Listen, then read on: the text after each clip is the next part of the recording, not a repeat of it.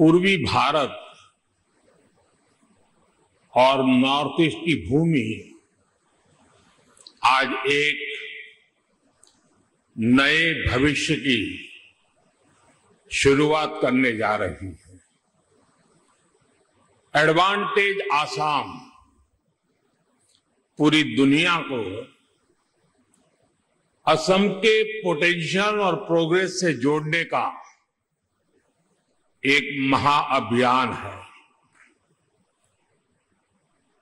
इतिहास गवाह है कि पहले भी भारत की प्रॉस्पेरिटी में ईस्टर्न इंडिया का बहुत बड़ा रोल हुआ करता था। आज जब भारत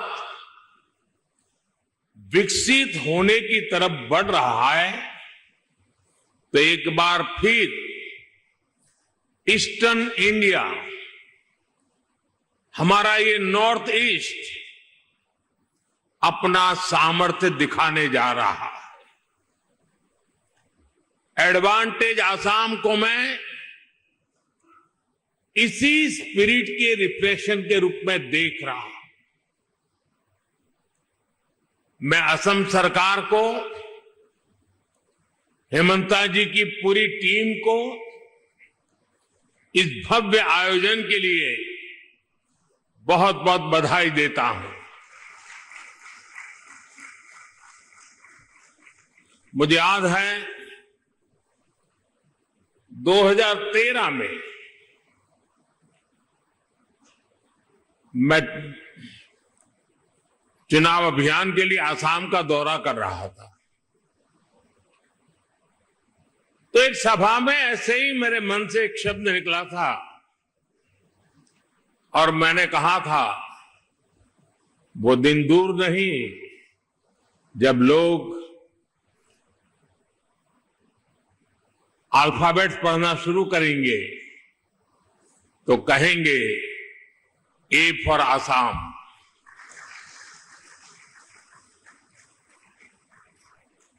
साथियों, आज हम सभी वैश्विक परिस्थितियों को बहुत बारीकी से देख रहे हैं, समझ रहे हैं। ये ग्लोबल अनसर्टिनिटी के बीच भी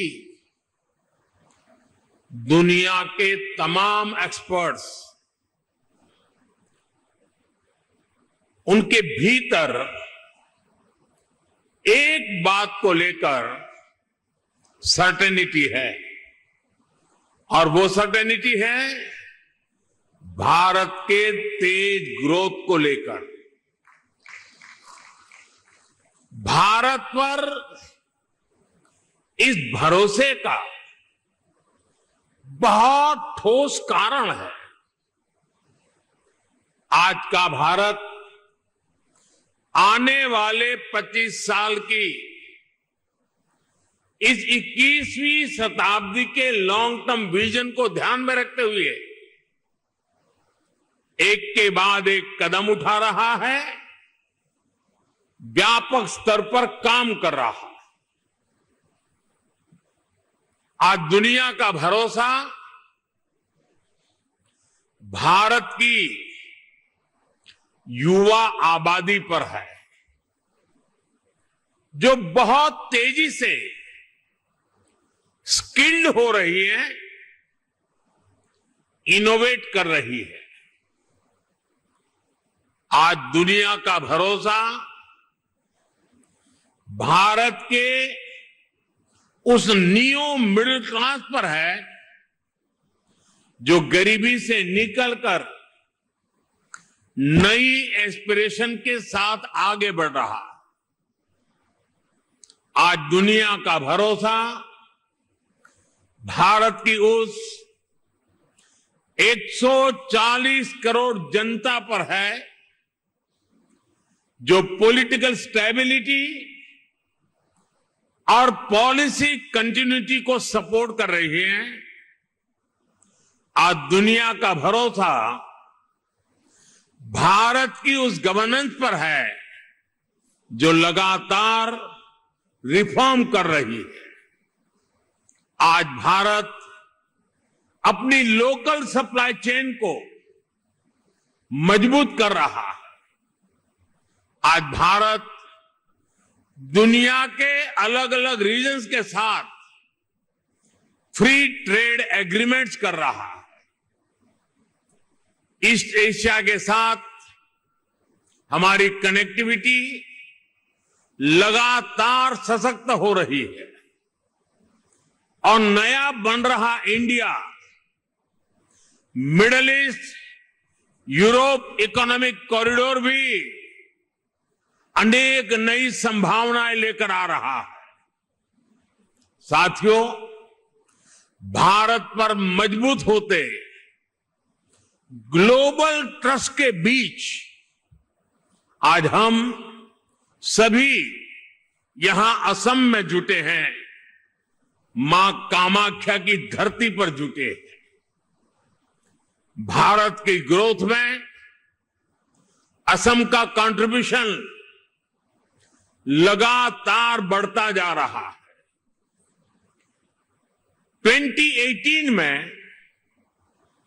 एडवांटेज असम समिट का पहला एडिशन आयोजित हुआ था।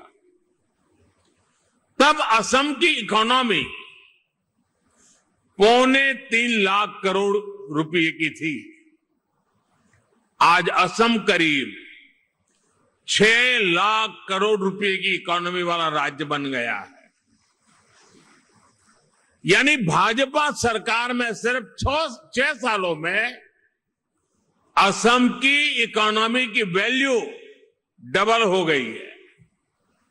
ये डबल इंजन की सरकार का डबल इफेक्ट है।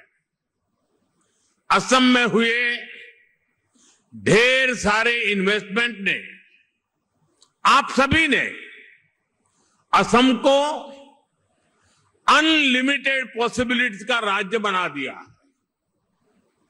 असम सरकार यहां एजुकेशन, स्किल, अन्य कई प्रकार के डेवलपमेंट और साथ साथ बेहतर इन्वेस्टमेंट एनवायरनमेंट पर फोकस कर रही है। बीते सालों में भाजपा सरकार ने यहां कनेक्टिविटी से जुड़े इंफ्रास्ट्रक्चर पर बहुत काम किया है। मैं आपको एक उदाहरण देता हूं। साल 2014 से पहले ब्रह्मपुत्र नदी पर बस 3 पुल थे, यानी 70 सालों में सिर्फ 3 ब्रिज। लेकिन बीते 10 सालों में हमने 4 नए ब्रिज बनाए हैं। हमने इनमें से एक ब्रिज का नाम भारत रत्न भूपेन हजारिका जी के नाम पर रखा है। असम को 2009 से 2014 के बीच रेल बजट में औसतन 2100 करोड़ रुपए मिले थे। हमारी सरकार ने असम के रेलवे बजट को 4 गुना से ज्यादा बढ़ाकर 10,000 करोड़ रुपए तक पहुंचा दिया। असम के 60 से ज्यादा रेलवे स्टेशन को भी मॉडर्नाइज किया जा रहा है। आज गुवाहाटी से न्यू जलपाईगुड़ी के बीच नॉर्थ ईस्ट की पहली सेमी हाई स्पीड ट्रेन चल रही है। साथियों, असम की एयर कनेक्टिविटी का तेज गति से विस्तार हो रहा है। 2014 तक यहां सिर्फ 7 रूट्स पर फ्लाइट्स ऑपरेट होती थी। अब करीब करीब 30 रूट्स पर फ्लाइट्स चलने लगी है। इससे लोकल इकोनॉमी को भी बहुत बड़ा बूस्ट मिला है, यहां के युवाओं को रोजगार मिला है। साथियों, ये परिवर्तन सिर्फ इंफ्रास्ट्रक्चर तक सीमित नहीं है। लॉ एंड ऑर्डर में अभूतपूर्व सुधार हुआ है।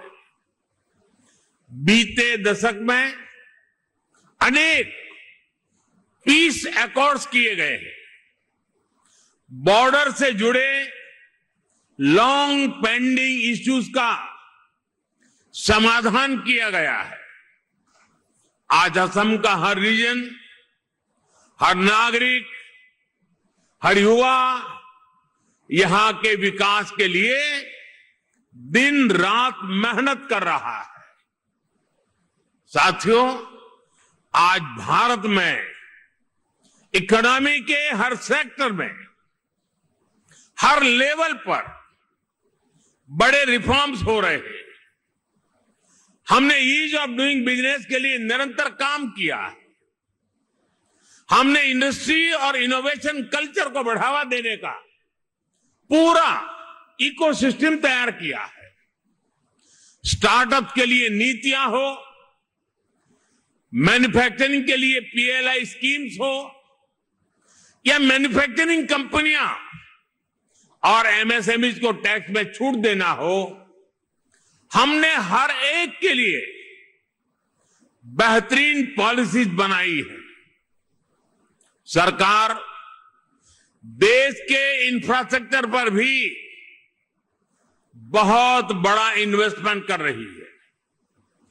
इंस्टीट्यूशनल रिफॉर्म, इंडस्ट्री, इंफ्रास्ट्रक्चर और इनोवेशन का यही कॉम्बिनेशन भारत की प्रगति का आधार है। और इसलिए इन्वेस्टर्स भी देश के पोटेंशियल को, उनकी और देश की प्रगति की पॉसिबिलिटीज को बदलता हुआ देख रहे हैं। और इस प्रगति में असम भी डबल इंजन की स्पीड से आगे बढ़ रहा है। असम ने 2030 तक अपनी इकोनॉमी को 150 बिलियन तक पहुंचाने का टारगेट सेट किया है। मुझे विश्वास है असम इस लक्ष्य को जरूर हासिल कर सकता है। मेरे इस विश्वास का कारण असम के सामर्थ्यवान और प्रतिभाशाली असम के लोग हैं, यहां की भाजपा सरकार का कमिटमेंट है। असम आज साउथ ईस्ट एशिया और भारत के बीच का गेटवे बनकर उभर रहा है।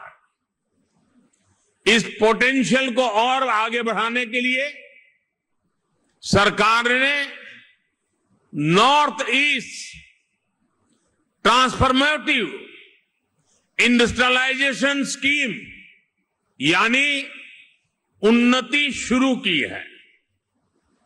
ये उन्नति स्कीम असम समेत पूरे नॉर्थ ईस्ट में इंडस्ट्री को, इन्वेस्टमेंट को, टूरिज्म को गति देगी। मैं इंडस्ट्री के आप सब साथियों से कहूंगा, इस स्कीम और असम के अनलिमिटेड पोटेंशियल का पूरा लाभ उठाइए। असम की नेचुरल रिसोर्सेज और स्ट्रेटेजिक लोकेशन इस राज्य को इन्वेस्टमेंट का प्रीफर्ड डेस्टिनेशन बनाती है। असम के सामर्थ्य का एक उदाहरण असम टी है। असम टी अपने आप में एक ब्रांड है जो दुनिया भर में चाय के शौकीनों के जीवन का हिस्सा बन चुकी है। असम टी को 200 साल पूरे हो चुके हैं। ये लेगेसी असम को बाकी सेक्टर्स में भी आगे बढ़ने के लिए प्रेरित करती है। साथियों, आज ग्लोबल इकोनॉमी में बहुत बड़ा बदलाव हो रहा है। पूरी दुनिया एक रेजिलिएंट सप्लाई चेन की मांग कर रही है और इसी कालखंड में भारत ने अपने मैन्युफैक्चरिंग सेक्टर को आगे बढ़ाने के लिए मिशन मोड पर काम शुरू किया। हम मेक इन इंडिया के तहत लो कॉस्ट मैन्युफैक्चरिंग को बढ़ावा दे रहे हैं। फार्मास्यूटिकल्स, इलेक्ट्रॉनिक्स, ऑटोमोबाइल, हमारी इंडस्ट्री ना सिर्फ डोमेस्टिक डिमांड्स को पूरा कर रही है, बल्कि इंटरनेशनल मार्केट में भी मैन्युफैक्चरिंग एक्सेलेंस के नए बेंचमार्क बना रही है। इस मैन्युफैक्चरिंग रिवॉल्यूशन में असम बहुत बड़ी भूमिका निभा रहा है। साथियों, असम की ग्लोबल ट्रेड में हमेशा से एक हिस्सेदारी रही है। आज पूरे भारत के ऑन शोर नेचुरल गैस प्रोडक्शन का 50% से ज्यादा शेयर असम के पास है। बीते कुछ सालों में यहां की रिफाइनरीज की कैपेसिटी में बहुत बड़ी वृद्धि की गई है। इलेक्ट्रॉनिक्स, सेमीकंडक्टर्स और ग्रीन एनर्जी जैसे इमर्जिंग सेक्टर में भी असम तेजी से उभर रहा है। सरकार की पॉलिसीज के कारण असम हाईटेक इंडस्ट्रीज के साथ साथ स्टार्टअप्स का भी हब बन रहा है। साथियों, अभी कुछ दिन पहले ही बजट में केंद्र सरकार ने नामरूप 4 प्लांट को भी मंजूरी दी है। आने वाले समय में ये urea production plant north east सहित पूरे देश की यूरिया की डिमांड को पूरा करेगा। वो दिन दूर नहीं जब असम पूर्वी भारत का एक बड़ा मैन्युफैक्चरिंग हब बनेगा और इसमें केंद्र सरकार हर तरह से राज्य की भाजपा सरकार को मदद कर रही है। साथियों, 21वीं सदी में दुनिया की प्रोग्रेस डिजिटल रिवॉल्यूशन, इनोवेशन और टेक्नोलॉजिकल प्रोग्रेस पर निर्भर है। इसके लिए हमारी तैयारी जितनी बेहतर होगी, दुनिया में हमारी ताकत भी उतनी ज्यादा होने वाली है। इसलिए हमारी सरकार 21वीं सदी की पॉलिसीज और स्ट्रेटेजीज के साथ तेज गति से आगे बढ़ रही है। हम सब जानते हैं कि इलेक्ट्रॉनिक्स और मोबाइल मैन्युफैक्चरिंग में बीते 10 साल में भारत ने कितनी बड़ी छलांग लगाई है। अब इसी सक्सेस स्टोरी को भारत सेमीकंडक्टर प्रोडक्शन में भी रिपीट करना चाहता है। मुझे गर्व है कि असम सेमीकंडक्टर मैन्युफैक्चरिंग में भी भारत के एक महत्वपूर्ण सेंटर के रूप में विकसित हो रहा है। कुछ महीने पहले असम के जागीरोड में Tata semiconductor assembly and test facility की शुरुआत हुई है। ये प्लांट आने वाले समय में पूरे नॉर्थ ईस्ट में टेक्नोलॉजिकल ग्रोथ को प्रमोट करने वाला है। साथियों, सेमीकंडक्टर सेक्टर में इनोवेशन के लिए हमने आईआईटी के साथ भी कोलैबोरेट किया है। इसके लिए देश में एक सेमी कंडक्टर रिसर्च सेंटर पर भी काम किया जा रहा है। इस दशक के अंत तक इलेक्ट्रॉनिक सेक्टर की वैल्यू $500 बिलियन तक पहुंचने वाली है। हमारी जो स्पीड और स्केल है उससे तय है कि भारत सेमी कंडक्टर प्रोडक्शन की एक बड़ी ताकत बनकर के उभरेगा। इससे लाखों लोगों को रोजगार मिलेगा और असम की इकोनॉमी को भी फायदा होगा। साथियों, बीते 10 सालों में भारत ने अपनी एनवायरमेंटल रिस्पॉन्सिबिलिटीज को समझते हुए भी नीतिगत निर्णय किए हैं। दुनिया हमारे रिन्यूएबल एनर्जी मिशन को एक मॉडल प्रैक्टिस मानकर इसे फॉलो कर रही है। देश ने बीते 10 वर्षों में सोलर, विंड और सस्टेनेबल एनर्जी रिसोर्स पर बहुत बड़ा इन्वेस्टमेंट किया है। इससे न सिर्फ हमारी इकोलॉजिकल कमिटमेंट पूरे हुए हैं, बल्कि देश की रिन्यूएबल एनर्जी प्रोडक्शन कैपेसिटी में भी कई गुना विस्तार कर पाया है। हमने 2030 तक देश की एनर्जी कैपेसिटी में 500 गीगावाट रिन्यूएबल एनर्जी कैपेसिटी में के एडिशन का लक्ष्य बनाया है। 2030 तक देश का annual green hydrogen production 5 million metric ton हो।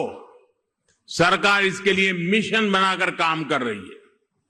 देश में गैस इंफ्रास्ट्रक्चर बढ़ने के कारण डिमांड भी तेजी से बढ़ी है।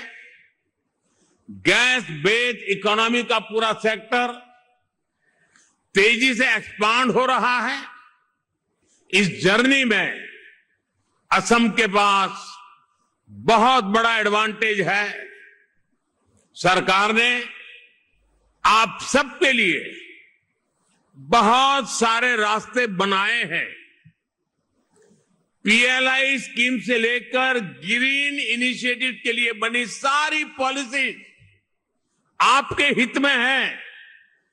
मैं चाहता हूं कि असम रिन्यूएबल एनर्जी सेक्टर में एक लीडर स्टेट बनकर के उभरे, और ये तभी हो पाएगा जब इंडस्ट्री के आप सभी लीडर्स यहां के पोटेंशियल को सही तरह से मैक्सिमाइज करने के लिए आगे आएंगे।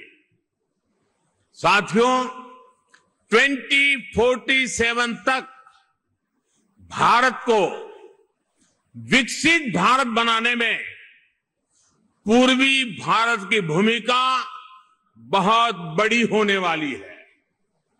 आज पूर्वोत्तर और पूर्वी Bharat infrastructure, logistics, agriculture, tourism और इंडस्ट्री में तेज रफ्तार से आगे बढ़ रहा है। वो दिन दूर नहीं जब दुनिया भारत की डेवलपमेंट जर्नी में इस क्षेत्र को सबसे आगे बढ़ते हुए देखेगा।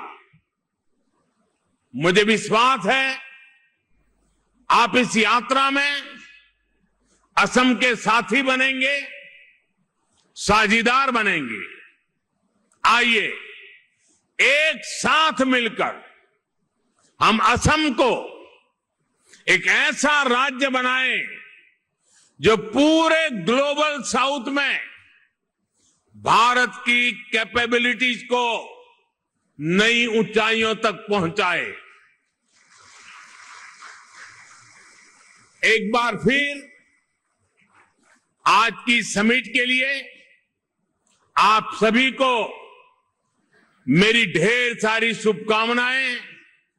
और जब मैं कह रहा हूं तो मैं आपको विश्वास दे रहा हूं, मैं आपके साथ हूं। विकसित भारत की जर्नी में आपके योगदान का पूरा समर्थक हूं। बहुत बहुत धन्यवाद। যিকোনো খবৰৰ বাবে যোগাযোগ কৰক 7099017330 লগতে 7099017110 নম্বৰত।